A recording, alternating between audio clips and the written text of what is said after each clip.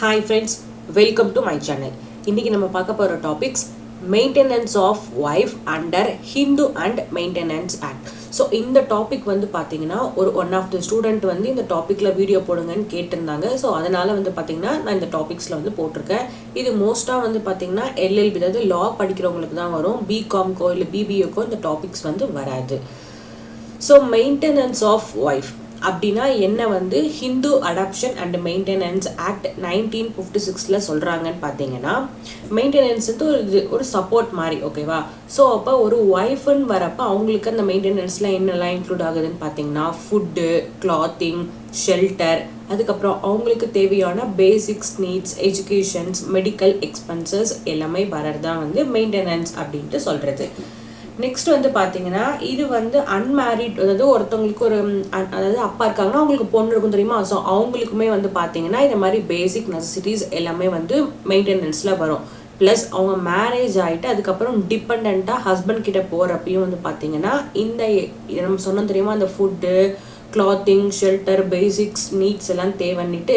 So இந்த responsibility எல்லாமே வந்து பார்த்தீங்கன்னா இப்போ ஹஸ்பண்ட் கிட்ட வந்து போயிடும். ஸோ அதுதான் வந்து பார்த்தீங்கன்னா section 3B of Hindu adoption and maintenance ஆக்டில் வந்து சொல்கிறது. ஸோ அண்டர் ஹிந்து லா படி வந்து பார்த்தீங்கன்னா இந்த மெயின்டெனன்ஸ்ன்றது எதெல்லாம் இன்க்ளூட் பண்ணிக்கிறாங்கன்னு பார்த்தீங்கன்னா மெயின்டெனன்ஸ் ஆஸ் த பர்சனல் ஆப்ளிகேஷன். ஸோ இதில் யார் யாரெல்லாம் வராங்கன்னு பார்த்தீங்கன்னா ஒய்ஃபு, சில்ட்ரன்ஸ், அதுக்கப்புறம் வந்து பார்த்தீங்கன்னா ஏஜ்டு பேரண்ட்ஸு. நெக்ஸ்ட் வந்து பார்த்தீங்கன்னா maintenance of widow, daughter in law, maintenance of depend, அதுக்கப்புறம் maintenance of member of joint family. So நம்ம இன்னைக்கு பார்க்க போகிறது மெயின்டெனன்ஸ் ஆஃப் ஒய்ஃபு. ஸோ ஒரு ஒய்ஃபை வந்து ஹஸ்பண்ட் எப்படி வந்து பார்த்துக்கணும் அப்படின்றத நம்ம வந்து பார்க்க வந்து போகிறோம். ஸோ ஃபஸ்ட்டு இதில் என்ன சொல்கிறாங்கன்னு பார்த்தீங்கன்னா எல்லாருமே, அதாவது அவங்களுக்கு நல்லாவே தெரியும் நம்மளுடைய ஆக்டு எல்லாமே வந்து பாஸ் பண்ணது வந்து பார்த்தீங்கன்னா எல்லாமே இண்டிபெண்டன்ஸ் டைமில் வந்து பண்ணது. ஸோ அப்போ இருந்த சிஸ்டம், நம்ம அப்போ வாழ்ந்த வாழ்க்கைன்றது வேறு. பட் இப்போ நம்ம எல்லாருமே வந்து நல்லா டெவலப் ஆகிட்டோம். ஸோ இப்போ இருக்கிறது வேறு. பட் நம்ம இன்னும் ஸ்டில் வந்து பார்த்தீங்கன்னா நம்ம அப்போ என்ன ஆக்ட் வந்து பாஸ் பண்ணாங்களோ அதை தான் இப்பயுமே வந்து ஃபாலோ பண்ணிட்டு இருக்கோம். ஸோ இப்போ நம்ம படிக்க போகிறது எல்லாமே வந்து பார்த்தீங்கன்னா கொஞ்சம் ஓல்டாக இருக்கும். அதாவது இப்போ இருக்கிற ட்ரெடிஷனுக்கு அது ஏற்ற மாதிரி வந்து இருக்காது.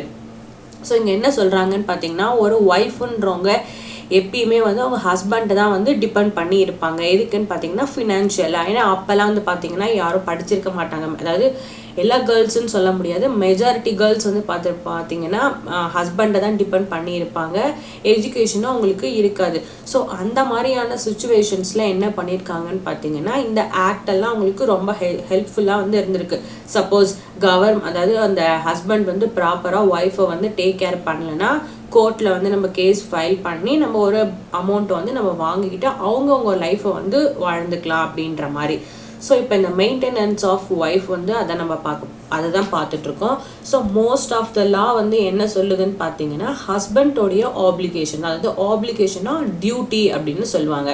ஸோ ஹஸ்பண்டோடைய டியூட்டி தான் வந்து பார்த்தீங்கன்னா ஒரு ஒய்ஃபை வந்து ப்ராப்பராக கேர் பண்ணணும் அப்படின்ட்டு. சப்போஸ் அவங்களுக்கு டிவோர்ஸ் ஆயிடுச்சு அப்படின்னா ப்ராப்ளம் ஒன்றும் கிடையாது. ஸோ இதில் வந்து பார்த்தீங்கன்னா இந்த ஒய்ஃபை வந்து எப்படி வந்து இந்த ஹஸ்பண்ட் வந்து மெயின்டைன் பண்ணணும் அப்படின்றதுக்கு ஒரு 3 கேசஸாக இருக்குது. ஒன்று வந்து என்னன்னு பார்த்தீங்கன்னா ஒய்ஃபும் ஹஸ்பண்டும் சேர்ந்து வந்து இருக்கிறப்ப எப்படி பார்த்துக்கணும். நெக்ஸ்ட்டு வந்து பார்த்தீங்கன்னா ஒய்ஃப் வந்து செப்பரேட்டாக இருக்காங்க, ஹஸ்பண்ட் வந்து செப்பரேட்டாக இருக்காங்க. ஸோ தேர்டு என்னன்னு பார்த்தீங்கன்னா இதுவுமே வந்து பார்த்தீங்கன்னா ஒய்ஃப் அண்ட் ஹஸ்பண்ட் வந்து செப்பரேட் ஆயிடுறாங்க. பட் எப்படி ஆகுறாங்கன்னு பார்த்தீங்கன்னா கோர்ட்டே வந்து பார்த்தீங்கன்னா உங்களுக்கு டிவோர்ஸ் வந்து கொடுத்துட்றோம். ஸோ இப்போ ஃபஸ்ட்டு செக்ஷன் 18(1) வந்து என்ன சொல்கிறாங்கன்னா when the wife lives with her husband, அவங்க ஹஸ்பண்ட் கூட இருக்கிறாங்க அப்போ என்ன பண்ணணும் அப்படின்னு பார்த்தீங்கன்னா is the duty of the husband. So அவர் தான் வந்து பார்த்தீங்கன்னா அவங்க ஒய்ஃபை வந்து ஃபுல் லைஃப் டைம், அதாவது அவங்க டில் டெத்து வரைக்கும் பார்த்தீங்கன்னா அந்த ஹஸ்பண்ட் தான் வந்து அவங்கள ஃபுல்லாக வந்து பார்த்துக்கணும். நெக்ஸ்ட் வந்து என்னன்னு பார்த்தீங்கன்னா இதில் ஹஸ்பண்டோடைய ஆப்ளிகேஷன்ஸ்ன்றது எப்போ வரும், அதாவது அந்த நம்ம டியூட்டின்னு சொன்னோமா அந்த டியூட்டின்றது எப்போ வந்து இதில் முடிவுக்கு வரும் அப்படின்னு பார்த்தீங்கன்னா சப்போஸ் நடுவுலே வந்து பார்த்தீங்கன்னா அந்த பொண்ணு, அதாவது இந்த அவங்களுடைய ஒய்ஃப் வந்து பார்த்தீங்கன்னா ஏதோ ஒரு கன்சென்ட்னால இல்லை எதுவுமே ஒரு காரணமே இல்லாமல் அந்த ஹஸ்பண்டை விட்டு போயிடுறாங்க அப்படின்ற ஒரு சுச்சுவேஷன் வருதுன்றப்ப அவங்களுடைய ஆப்ளிகேஷன், அதாவது ஹஸ்பண்டோடைய ஆப்ளிகேஷன்ன்றது இங்கே எண்டு வந்து ஆகிடும். ஸோ செகண்ட் என்னன்னு பார்த்தீங்கன்னா செக்ஷன் 18(2)ல் when the wife leave separately from her husband. So இந்த சுச்சுவேஷன்ஸில் என்னென்ன வருதுன்னு பார்த்தீங்கன்னா நம்ம நிறையா சுச்சுவேஷன்ஸ் தெரிஞ்சிருக்கோம். ஒன்று சண்டை வீட்டில் வரும், இல்லை வேறு ஏதாவது ஒரு பேட் பிஹேவியர்னால வந்து பார்த்திங்கன்னா ஹஸ்பண்ட் அண்ட் ஒய்ஃப் வந்து பிரிகிற மாதிரியான சுச்சுவேஷன்ஸ்லாம் வரும் அப்படின்ட்டு. ஸோ அப்போ என்னென்ன மாதிரியான சுச்சுவேஷன்ஸ்லாம் இருக்குது அப்படின்றதான் வந்து பார்க்க போகிறோமே. The wife is living separately from her husband without any valid reason or the consent. She is entitled to claim maintenance from her husband. ஓகேவா? எந்த ஒரு காரணமுமே இல்லாமல் ஒரு ஹஸ்பண்ட் வந்து அவங்க ஒய்ஃபை விட்டு பிரிஞ்சு இருக்காங்க அப்படின்னா அந்த ஒய்ஃப் வந்து பார்த்தீங்கன்னா ஹிந்து மெயின்டெனன்ஸ் ஆக்ட் படி கோர்ட்டில் வந்து கேஸ் ஃபைல் பண்ணி அவங்களுக்கு என்ன வந்து அந்த தமிழில் வந்து பார்த்தீங்கன்னா ஜீவனாசம் அப்படின்றத சொல்லுவாங்க. ஸோ அவங்க அந்த ஒய்ஃப் வந்து உயிரோடு இருக்கிற வரைக்கும் அந்த ஹஸ்பண்ட் வந்து மந்த்லி பார்த்தீங்கன்னா ஒரு அமௌண்ட் வந்து தருவாங்க அந்த ஒய்ஃப் வந்து அவங்க வந்து ஃபுல் அவங்க லிவிங்கை வந்து கண்டினியூ பண்ணுறதுக்கு. ஸோ இங்கே வந்து பார்த்தீங்கன்னா இந்த ஸ்டேஜில் ஒரு 5 பாயிண்ட் கிட்ட வருது. ஃபஸ்ட்டு என்னன்னு பார்த்தீங்கன்னா டிசர்ஷன் அப்படின்ட்டு. ஸோ இது வந்து பார்த்தீங்கன்னா செக்ஷன் 18(2) கிளாஸ் 1ல் வந்து என்ன சொல்கிறாங்கன்னு பார்த்தீங்கன்னா இந்த டிசர்ஷன்ன்றது தமிழில் என்ன சொல்லுவாங்கன்னு பார்த்தீங்கன்னா கைவிடப்படுறது அப்படின்னு சொல்லுவாங்க. ஸோ நீங்கள் நிறைய இடத்துல வந்து கேள்விப்பட்டிருக்கலாம், இந்த பொண்ணை வந்து பார்த்தீங்கன்னா உங்கள் புருஷன் வந்து கைவிட்டுட்டான் அப்படின்ற மாதிரி ஒரு தமிழ் அந்த இதில் நம்ம சொல்கிறது. ஸோ இங்கே லாவில் வந்து என்ன சொல்கிறாங்கன்னு பார்த்தீங்கன்னா if the husband has deserted the wife without any reasonable cause or the consent. So எந்த ஒரு காரணமும் இல்லாமல் இல்லை ப்ராப்பரான ஒரு ரீசனபிள் இல்லாமல் அந்த பொண்ணை வந்து அவன் கைவிட்டுட்டு போயிட்டான் அப்படின்ற சுச்சுவேஷன் வந்துச்சுன்னா அந்த ஒய்ஃப் வந்து பார்த்தீங்கன்னா மெயின்டெனன்ஸ் வந்து கிளைம் பண்ணிக்கலாம். ஸோ செகண்ட் என்னன்னு பார்த்தீங்கன்னா க்ரூயல்ட்டி. இது வந்து பார்த்தீங்கன்னா கிளாஸ் 2ல் வந்து டிஃபைன் பண்ணுறாங்க. ஸோ க்ரூயல்ட்டினா என்னன்னு பார்த்தீங்கன்னா ஹராஸ்மெண்ட் அப்படின்னு வச்சுக்கலாம். ஸோ ஹராஸ்மெண்ட் என்ற சென்ஸ் வந்து இல்லை எப்படி எடுத்துக்கலாம் அப்படின்னு பார்த்தீங்கன்னா அந்த ஒய்ஃபை வந்து கொடுமைப்படுத்துறது, ஒன்று அடிச்சுட்டு வந்து கொடுமைப்படுத்துவாங்க, அப்படி இல்லைன்னு பார்த்தீங்கன்னா ட்ரிங்க்ஸ் பண்ணிட்டு வந்து இதை பண்ணுறது, இல்லை தேவையில்லாத பேட் வேர்ட்ஸ் எல்லாம் வந்து யூஸ் பண்ணி திட்டுற மாதிரி இருக்கும். ஸோ அதுதான் வந்து பார்த்தீங்கன்னா க்ரூயல்ட்டி அப்படின்னு சொல்லுவாங்க. ஸோ இந்த மாதிரியான சுச்சுவேஷன்லையும் வந்து பார்த்தீங்கன்னா அந்த ஒய்ஃப் வந்து அந்த ஹஸ்பண்ட் கிட்ட வந்து தனியாக வந்துட்டு கோர்ட்டில் வந்து கேஸ் ஃபைல் பண்ணி மெயின்டெனன்ஸ் வந்து கிளைம் வந்து பண்ணிக்கலாம். நெக்ஸ்ட் வந்து என்னன்னு பார்த்தீங்கன்னா லிப்ரோசி. ஸோ லிப்ரோசினா என்னன்னு பார்த்தீங்கன்னா அது ஒரு டிசீஸ். ஸோ என்ன டிசீஸ்ன்னு பார்த்தீங்கன்னா தமிழில் தொழுநோய் அப்படின்னு சொல்லுவாங்க. ஸோ இதை மாதிரியான ஏதோ ஒரு ஸ்கின் டிசீஸ் வந்து வருது அப்படின்னா கண்டிப்பாக இந்த நேரத்தில் அவங்களால வந்து சேர்ந்து வந்து இருக்க முடியாது. ஸோ அந்த அஃபெக்டட் பர்சன்ஸ் வந்து பார்த்தீங்கன்னா செப்பரேட்டாக தான் வந்து லீவ் பண்ணுற மாதிரியான சுச்சுவேஷன் வரும். ஸோ அப்போ வந்து பார்த்தீங்கன்னாலும் கிளைம்ஸ் வந்து நம்ம ரெக்கவர் பண்ணிக்கலாம். நெக்ஸ்ட் என்னன்னு பார்த்தீங்கன்னா another wife is living. So clause டியில் வந்து என்ன ஸ்டேட் பண்ணுறாங்கன்னு பார்த்தீங்கன்னா ஆல்ரெடி ஒரு ஒய்ஃப் இருப்பாங்களா, பட் ப்ளஸ் அது இல்லாமல் பார்த்தீங்கன்னா இன்னொரு ஒய்ஃப் வச்சுட்டு அந்த ஹஸ்பண்ட்ஸ் வந்து இருக்கிற மாதிரி இருக்கும். ஸோ அப்பயும் பார்த்தா அந்த ஃபஸ்ட்டு ஒய்ஃப் வந்து மெயின்டெனன்ஸ் கிளைம் பண்ணிக்கலாம். நெக்ஸ்ட் என்னன்னு பார்த்தீங்கன்னா கீப் எ கன்குபைன். இது வந்து பார்த்தீங்கன்னா கிளாஸ் ஈல வந்து டிஃபைன் வந்து பண்ணுறாங்க. ஸோ கன்குபைன்னா என்னன்னு பார்த்தீங்கன்னா the man who is in long-term relationship with the woman but it's not legally married to her. So உங்களுக்கு நல்லாவே இதில் தெரிஞ்சிருக்கும். அதாவது பார்த்தீங்கன்னா ஏற்கனவே கல்யாணம் ஆகி ஹஸ்பண்ட் ஒய்ஃபாக இருப்பாங்க, பட் அது இல்லாமல் இன்னொரு பொண்ணுக்கிட்ட போயிட்டு அவங்க வாழ்ந்துக்கிட்டு வந்து இருப்பாங்க. ஸோ இது வந்து பார்த்தீங்கன்னா லீகலாக வந்து இருந்திருக்காது. ஸோ இது மாதிரி லீகலாக வந்து இருக்காது. ஸோ அப்போ என்ன பண்ணலான்னு பார்த்தீங்கன்னாலும் அந்த ஒய்ஃப் வந்து என்ன அவங்களுக்கு மெயின்டெனன்ஸ் தேவையோ அதை கிளைம் வந்து பண்ணிக்கலாம். நெக்ஸ்ட் வந்து என்னன்னு பார்த்தீங்கன்னா கன்வர்ஷன். ஸோ இந்த இடத்துல கன்வர்ஷன்ன்றது ரிலீஜன்ஸை வந்து மீன் பண்ணுறது.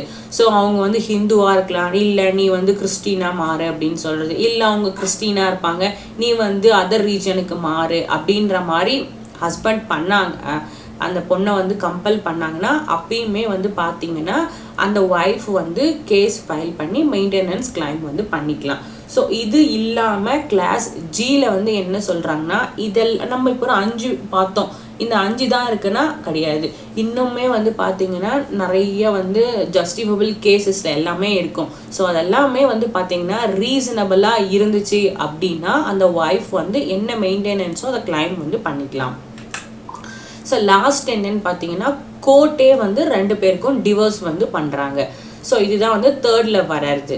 ஸோ இந்த இடத்துல வந்து என்ன ஆகுதுன்னு பார்த்தீங்கன்னா இப்போ வந்து டிவோர்ஸ் வந்து ஆகுது. நம்ம இதுக்கு முன்னாடி எல்லாமே பார்த்தோம். அந்த ஹஸ்பண்ட்ன்றவங்க வந்து பார்த்தீங்கன்னா ஒய்ஃபுக்கு ஒரு மெயின்டெனன்ஸ் அமௌண்ட் வந்து தரணும் அப்படின்ட்டு. ஸோ அந்த அமௌண்ட்டுன்றதுன்னு பார்த்தீங்கன்னா ஃபிக்ஸ்டு அமௌண்ட்டாக இருக்காது. எல்லாருக்குமே வந்து நீ இவ்வளோ அமௌண்ட் தரணும்ப்பா அப்படின்லாம் வந்து கவர்மெண்ட்டு லா வந்து சொல்லலை. ஸோ எப்படி வந்து அதுக்கப்புறம் அந்த அமௌண்ட்டை வந்து ஃபிக்ஸ் பண்ணுவாங்க அப்படின்னு பார்த்தீங்கன்னா அந்த ஹஸ்பண்ட் வந்து எவ்வளோ இன்கம் வந்து வாங்குறாரு, ப்ளஸ் வந்து பார்த்தீங்கன்னா அவங்களுடைய லைஃப் ஸ்டைல் வந்து எப்படி இருந்திருக்கு அப்படின்ட்டு.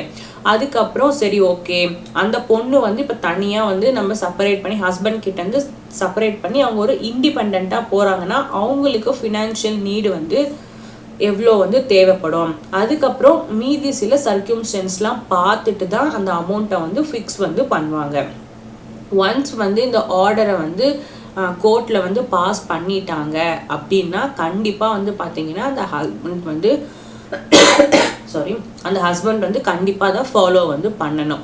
சப்போஸ் முன்ன வந்து பார்த்தீங்கன்னா ஒரு ஏதோ 1 lakh வந்து வாங்கியிருக்காரு சேலரியா, பட் இப்போ வந்து பார்த்தீங்கன்னா ஏதோ ஒரு கம்பெனி மாறுறாரு இல்லை ஏதோ ஒரு சர்க்கியூம்ஸ்டன்ஸில் வந்து பார்த்தீங்கன்னா அவருடைய சேலரி அப்படின்றது ஒரு 50,000க்கு வருது அப்படின்னா முன்ன வந்து கோர்ட் வந்து ஆர்டர் பண்ணியிருக்கோம், நீ இதே மாதிரி 50,000 அந்த பொண்ணுக்கு தரணும்ப்பா அப்படின்ட்டு. இப்போ அவர் வாங்குறதே 50,000ன்றப்ப அந்த 50,000 அவரால் தர முடியாது. அப்போ என்ன பண்ணலான்னு பார்த்தீங்கன்னா கோர்ட்டில் வந்து திரும்பியும் போயிட்டு ரீஅப்ரோச் பண்ணி அந்த மெயின்டெனன்ஸ் ஆர்டரை வந்து மாடிஃபை வந்து பண்ணுவாங்க. சப்போஸ் அனதர் கண்டிஷன்ஸ் என்னன்னு பார்த்தீங்கன்னா இது மாதிரி மாடிஃபை பண்ணியும் சரி இல்லை ஃபஸ்ட்டு கேஸ்லேயுமே சரி அந்த ஹஸ்பண்ட் வந்து ப்ராப்பரான அந்த மெயின்டெனன்ஸை வந்து அந்த ஒய்ஃபுக்கு வந்து தரலைன்னா அதாவது அந்த ஒய்ஃப் வந்து பார்த்தீங்கன்னா லீகல் ரெமெடிஸை திரும்பியும் கோர்ட்டுக்கு போயிட்டு கேஸ் வந்து ஃபைல் பண்ணலாம். அப்போ என்ன ஆகுன்னு பார்த்தீங்கன்னா கோர்ட்டு வந்து அந்த ஹஸ்பண்டோடைய லேண்ட் எதாவது இருந்துச்சு, அக்சஸ் ஏதாவது இருந்துச்சுன்னா அதை வந்து சீஸ் பண்ணுற மாதிரியான ஆக்டிவிட்டீஸில் அவங்க இன்வால்வ் வந்து பண்ணுவாங்க. ஸோ நெக்ஸ்ட் வந்து பார்த்தீங்கன்னா எந்த மாதிரியான சுச்சுவேஷனில் ஒய்ஃப் வந்து பார்த்தீங்கன்னா அந்த மெயின்டெனன்ஸை ஹஸ்பண்ட் கிட்டேருந்து வாங்க முடியாது அப்படின்றதான் வந்து நம்ம பார்க்க போகிறோமே. ஸோ இதில் என்ன சொல்கிறாங்கன்னு பார்த்தீங்கன்னா அதாவது அந்த ஹஸ்பண்டுக்கு டைரக்ட் ஆப்ளிகேஷன் என்னன்னு பார்த்தீங்கன்னா ஒய்ஃபை வந்து ப்ராப்பராக மெயின்டைன் பண்ணுறது டியூரிங் த மேரேஜ். அப்போ அதாவது அவங்க நல்லா இருக்கிறப்பையும் பார்த்துக்க வேண்டிய பொறுப்பு அவருக்கு தான். இதுவே அவங்களுக்கு டிவோர்ஸ் ஆயிடுச்சுனாலும் சரி அந்த பொண்ணை பார்த்துக்க வேண்டிய பொறுப்பு இவருக்கு தான். அதனால தான் வந்து பார்த்தீங்கன்னா கோர்ட்டில் வந்து மெயின்டெனன்ஸ் படி ஏதோ ஒரு அமௌண்ட்டை வந்து தராங்க. பட் சில எக்ஸப்ஷன்ஸ் ரூல்ஸ் வந்து இருக்குது. எப்போல்லாம் வந்து பார்த்தீங்கன்னா அந்த ஹஸ்பண்ட் வந்து ஒய்ஃபுக்கு அமௌண்ட்டு தர வேணாம் அப்படின்றப்ப. ஸோ இது வந்து பார்த்தீங்கன்னா செக்ஷன் 18(3) வந்து டிஃபைன் வந்து பண்ணுறாங்க. ஸோ இதில் ஃபர்ஸ்ட் பாயிண்ட் என்ன வருதுன்னு பார்த்தீங்கன்னா if she is unchaste or has committed the adultery or any other sexual relationships with anyone else. So இந்த பாயிண்ட் என்னன்னு பார்த்தீங்கன்னா எப்பயுமே வந்து ஹஸ்பண்ட் அதாவது ஜென்ட்ஸ் தான் வந்து தப்பு பண்ணுவாங்க அப்படின்னு சொல்ல முடியாது. ஸோ ஈவன் லேடிஸ்மே வந்து பார்த்தீங்கன்னா தப்பு பண்ணாதான் செய்வாங்க. ஸோ அந்த ஃபர்ஸ்ட் பாயிண்ட்டு அதை தான் வந்து மீன் பண்ணுது. சப்போஸ் அந்த ஒய்ஃப் வந்து பார்த்தீங்கன்னா அவங்க ஹஸ்பண்ட் இல்லாமல் வேற யார் கூடயோ ரிலேஷன்ஷிப்பில் இருந்தாங்க அப்படின்னு தெரிய வந்துச்சுன்னா அவங்களுக்கு அந்த ஹஸ்பண்ட் வந்து மெயின்டெனன்ஸ் தர வேண்டியது இல்லை. நெக்ஸ்ட் வந்து பார்த்தீங்கன்னா இவங்களுமே வந்து ரிலீஜன்ஸ் வந்து கன்வர்ஷன் ஆயிட்டாங்கனாலும் சரி மெயின்டெனன்ஸ் இவங்களுக்கும் வராது. அதுக்கப்புறம் வந்து பார்த்தீங்கன்னா சப்போஸ் 2 பேருமே வந்து பார்த்தீங்கன்னா டிவோர்ஸு மியூச்சுவல் அக்ரிமெண்ட்டில் தான் போகிறாங்க. அப்போ வந்து என்ன பண்ணுவாங்கன்னா எனக்கு வந்து நான் இதை மாதிரி வந்து எந்த மெயின்டெனன்ஸும் எனக்கு தேவையில்லை அப்படின்னு அவங்க சொல்லிட்டாங்க அப்படின்னா அவங்களுக்கு வராது. ஸோ நெக்ஸ்ட் என்னன்னு பார்த்தீங்கன்னா அந்த ஒய்ஃப் வந்து ஃபிசிக்கலாக வந்து செல்ஃப் சஃபிஷியண்ட்டாக இருக்காங்க. மேபி அவங்க நல்ல ஒரு ரிச் ஃபேமிலியில் இருந்திருப்பாங்க. ஸோ அவங்கக்கிட்ட ஆல்ரெடி வந்து பார்த்தீங்கன்னா ஃபினான்ஷியல் சப்போர்ட் வந்து இருக்குது, நல்லா வந்து படிச்சிருக்காங்க. ஸோ அவங்களே வந்து பார்த்தீங்கன்னா இண்டிபெண்ட்டாக இருக்க முடியும் அப்படின்றப்ப வந்து பார்த்தீங்கன்னா இந்த மெயின்டெனன்ஸ்ன்றது அவங்களுக்கு வந்து வராது. ஸோ இதுதான் வந்து பார்த்தீங்கன்னா maintenance of wife under Hindu adoption and maintenance ஆக்டில் வந்து வர்றது. ஸோ நான் வந்து பார்த்தீங்கன்னா MBA தான் முடிச்சிருக்கேன். ஸோ எனக்கு வந்து பார்த்தீங்கன்னா அதிகமாக வந்து LLBயில் நாலேஜ் வந்து கிடையாது. நீங்கள் வந்து வீடியோ கேட்டிங்க, இந்த டாப்பிக்கில் வேணும்னு கேட்டனால நான் உங்களுக்கு வெப்சைட்டை வந்து ரெஃபர் பண்ணி இந்த கண்டென்ட் வந்து ரெடி பண்ணியிருக்கேன். பட் ஸ்டில் உங்களுக்கு இன்னும் டவுட் இருக்குது அப்படின்னு சொன்னீங்கன்னா நான் வேறு ஏதாவது ரெஃபர் பண்ணி உங்களுக்கு ஏதாவது ஹெல்ப் பண்ண முடியுமான்ட்டு நான் பார்க்குறேன். தேங்க்ஸ்.